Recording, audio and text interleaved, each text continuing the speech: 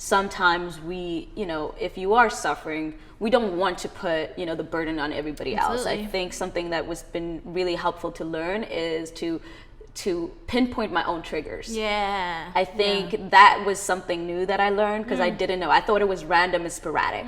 Like everybody that if you have depression, if something, because every time somebody asked me, it's like, why are you suicidal? It was always like, what happened? What was the even instant? That question, like, why are you suicidal?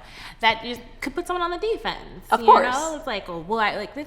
Of course. That's the way your brain works. That's Or your like, biochemistry, I have no or your reason to feel the way that I feel, so I'm invalidated. My feelings and emotions and what I'm going through isn't valid, so that makes me even more down. Like, what is wrong with me?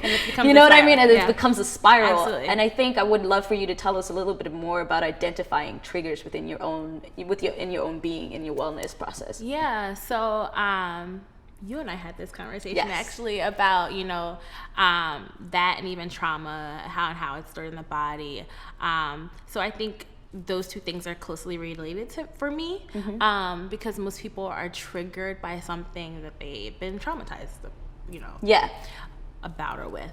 Oftentimes, like, we don't remember certain traumas. Like, our brains are really powerful and magical in that way, and that they really have a way of hiding certain things from us, so we can function and can cope. But then triggers occur when things like that, where you don't necessarily remember them. It's really like slowing down and taking note of like your body's reaction. I would say definitely just like making notes of things after, of course, the anxiety is over, or even talking to someone about like, hey, this weird thing happened to me today, and having someone help you explore surrounding like what happened. Absolutely. I loved when you spoke about, especially body scanning.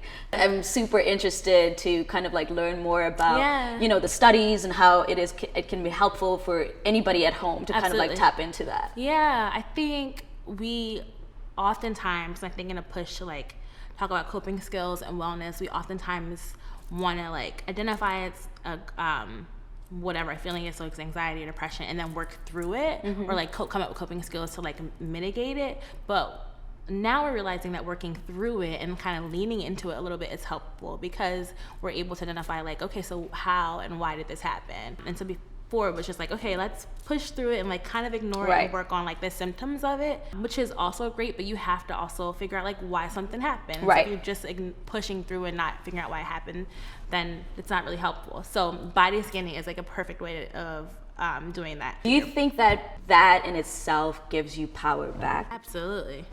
Because you can identify it and you can make a plan. Yeah. Almost. In my work, I often, say to myself, like, I could be the people I'm working with. I think it's really difficult, like, when something happens, it's like happening to your body, but you can't explain it. That is so freaking scary. Like, I can't imagine, like, if something happens and it's like, why am I dealing with this? This happened suddenly. I wasn't paying attention to before, like, and all of a sudden this happened, but I can't explain why. And so I think body scanning is a way to, like, own becoming back in control of, like, your body and own, like, what's happening to you. Talking about it with people, naming it even, and saying, like, yes, I've been dealing with this for forever, but, like, that's my stuff, and like that's okay too. Again, the stigma is like you think that you're so uncomfortable and like you don't want to talk about it or just address it, but like just being real and honest with people is so helpful.